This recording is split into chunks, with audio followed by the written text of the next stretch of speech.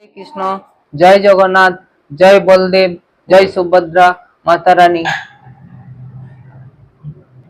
প্রতি বছরের ন্যায় 2024-এও রথযাত্রা পালিত হতে চলেছে।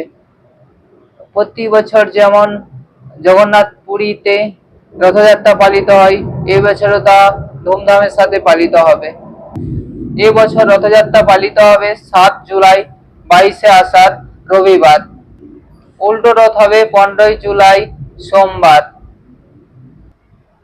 প্রতি বছরের মতো এবারও শ্রী জগন্নাথ দেব তার নন্দীঘোষ রথ, বলরাম দেব তার তালধ্বজ রথ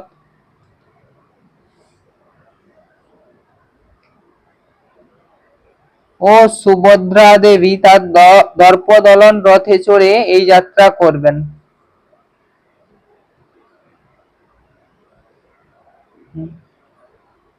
চলতি বছরে রথযাত্রা পড়েছে 7 জুলাই। রথযাত্রার তিথি আষাঢ় মাসের শুক্লপক্ষের দ্বিতীয়া।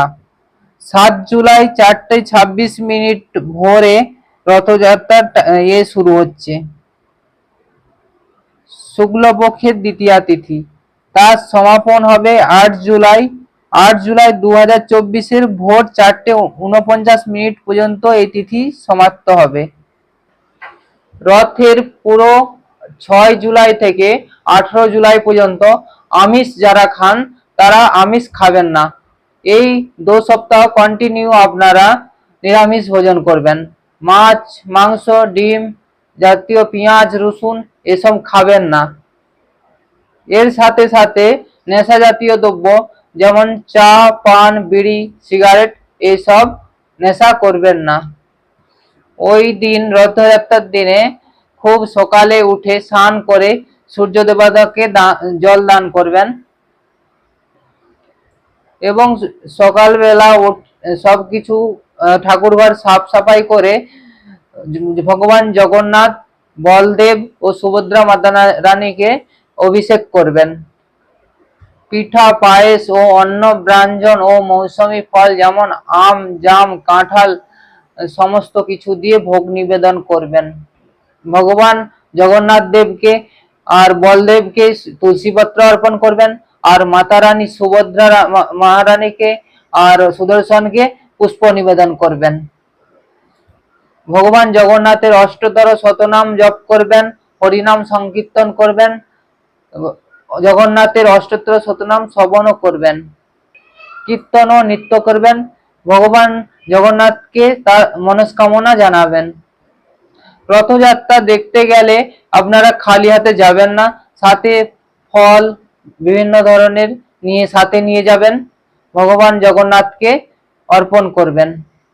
যে সকল ফল নিয়ে যাবেন তা ফেঁকে দিবেন না, ভগবানের সামনে যেয়ে তাকে অর্পণ করবেন। রথযাত্রাতে জুতো পরে যাবেন না, এতে মহা পাপ লাগে। রথযাত্রাতে যে নিয়ম মেনে চলবে, ধাক্কাধাক্কি করবে না, কারো উপর চড়ে যাবেন না, অন্যের সাথে ঝগড়া করবেন না, সব সময় নিয়ম শৃঙ্খলা মেনে চলবে। জগন্নাথের রথযাত্রার মাহাত্ম্য বহু কিছু আছে। যে সকল ব্যক্তিরা গো হত্যা, ব্রহ্ম হত্যা, মানুষ হত্যা, ভ্রূণ হত্যা, বেদের প্রতি নিন্দক, সুরাপান ইত্যাদি করে সমস্ত পাপ কাজে লিপ্ত থাকে, তারাও এই রথযাত্রাতে গেলে তারা পাপ থেকে রেহাই পায়। যে ব্যক্তি রথের অনুগামী বা অগ্রগামী হন, চণ্ডাল হলেও তারা হরিভক্ত।